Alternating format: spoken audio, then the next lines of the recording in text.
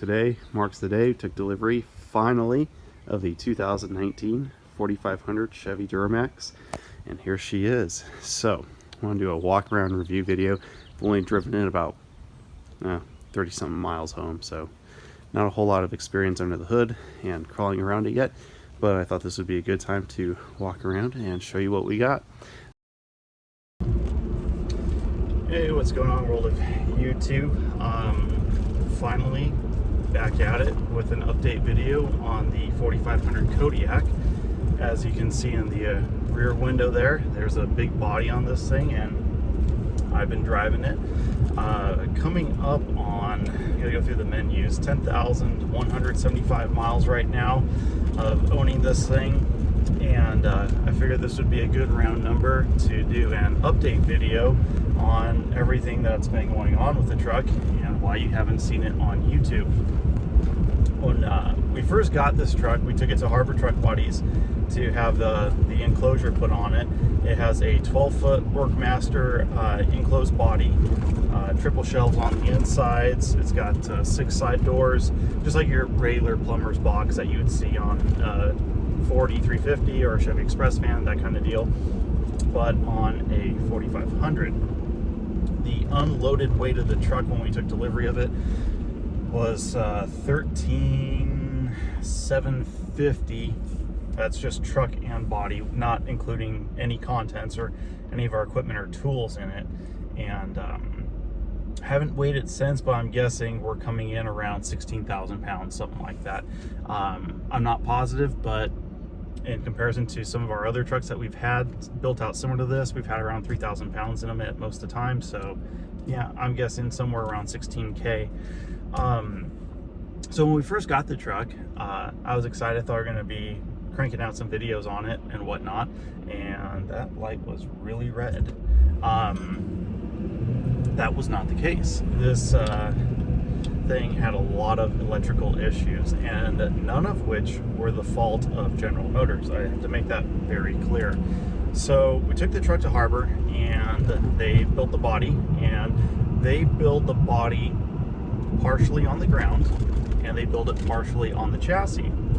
And when they built it on the chassis, what happened was they welded on the actual frame of the truck and sent high voltage and high current throughout the entire frame, and that fried several electrical components. It fried the PCM, the fuel sending unit, the fuel, one fuel pump, the DEF pump. They actually, when they lowered the body onto the truck, some way, somehow, smashed one of the wiring harnesses, and I think a new PCM and a few other electrical components. Fuel injector pressure sensor, fuel injector pressure module, I think was one of them.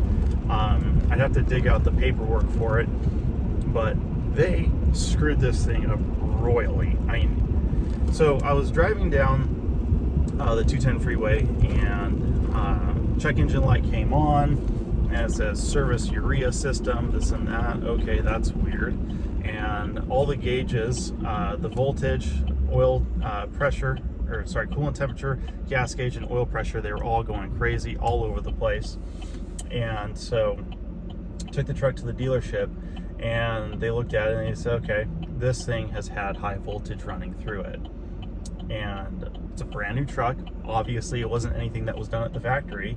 And they said that they couldn't name Harbor Truck Bodies as the ones that did it, but Harbor Truck Bodies, the only people that worked on the truck. And so I took it back to Harbor, and they said, yeah, we weld on them, and all we do is just disconnect the batteries and you're good to go to weld on the truck. And the dealer said, no, we don't buy it. And a long story short, Rotolo Chevrolet put a new wiring harness, they put a new PCM, new fuel pump, fuel sending unit, urea pump, and a few other components, all brand new. Didn't charge us for it. Pretty incredible. They said it was cheaper for them to get us fixed and back on the road than to try and drag this out in court against Harbor Truck Bodies. So they went ahead and fixed everything.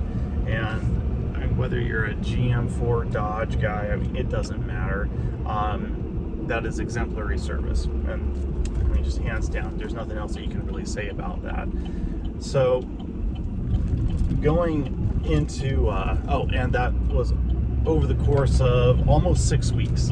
So I mean, we didn't have the truck for quite a while. It literally just sat at Rotolo getting all the work done, and they had to get GM field mechanics out to help work on it, and I mean, it was a disaster. Anyways, owning the truck, nothing else has happened in the time that we've owned it other than that. Got the Eagle Flight simulators. I might do a walk around later on it, show you guys what all was done and how the truck was built out. Performance wise, this thing's got, surprisingly, yes, it's bouncy, quite a bit of power actually. I think it's like 325 or 350, 750 on the output numbers, but it, for what it weighs and as big as this thing is, and as it being as aerodynamic as a brick, it moves along pretty well. It has no problem getting out of its own way, even with all the weight in it. And we're averaging a little bit, I can tell you. It says 10.4 miles a gallon, and I kind of doubt that, but for as big as this truck is, I don't really have any complaints on fuel economy. She's thirsty, hands down. It is a thirsty rig, but this thing is huge. It weighs a lot. It moves a lot of tools and equipment for us, so it comes with the territory. We didn't get it for fuel economy, but I figure, being probably the only person on YouTube that has one of these that's not an institutional buyer, I'm not SoCal Edison or SoCal Gas or anything like that, I can tell you anything and everything that we've encountered with it. And you know, it's a 1 or 2 driver at most truck, my dad and I, and you know, we know it inside and out. This thing is super bouncy, even with the weight, even with the air ride suspension. It is really bouncy. You go over speed bumps, and I mean, it feels like I don't know if anybody here's ever jumped barrels on a horse, but that's what it feels like. It feels like you're jumping barrels, and it's pretty intense. Turning radius is pretty great. It's nice sitting up really high. There's no cars around me right now, but normally if somebody pulls up next to you, you can just like completely look in their cars, and it's pretty funny. You see some weird stuff. It's got the Allison, I think it's a 1500 series or 2000. I don't remember the exact number, but the transmission is really smooth. It doesn't gear hunt. And the nice thing, so pulling the Cajon Pass, that is, I think it peaks out around 4,000 feet elevation, and it's a 4 to 6% grade depending where you're at. The truck will pretty much hold 5th gear pulling that grade, and I mean, it can hold 70 miles an hour just fine. It'll just hold 5th gear the whole time, and it has a little bit of power to, I mean, you can get up to like 74, 75, but then it kind of craps out right there. But then again, probably shouldn't be going that fast unless you're getting around somebody, which oftentimes you'll have to do going up the pass. But it has power to move out. It really does. One thing we've noticed as well, fuel filter life is,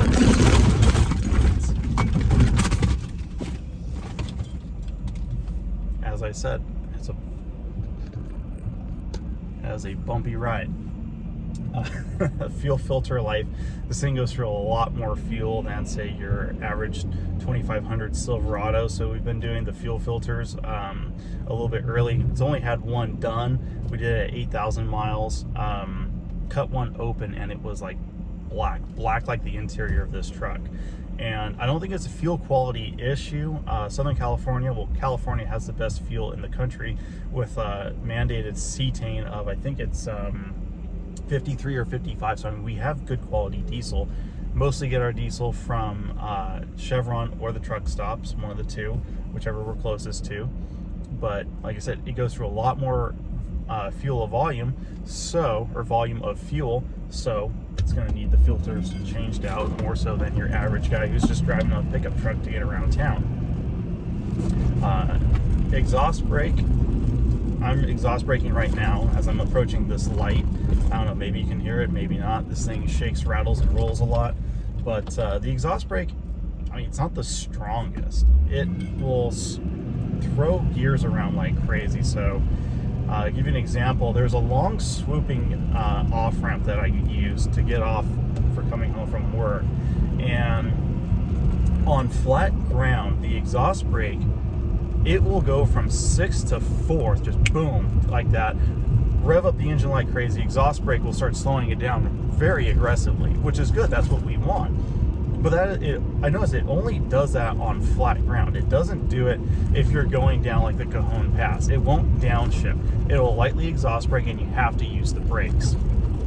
And you would think, okay, you'd want it to downshift so that you get the RPMs up to get the exhaust brake going to slow you down if you're coming down a steep incline like that, where, yeah, you really do want the truck slowing down on its own before getting into the brakes because she's heavy.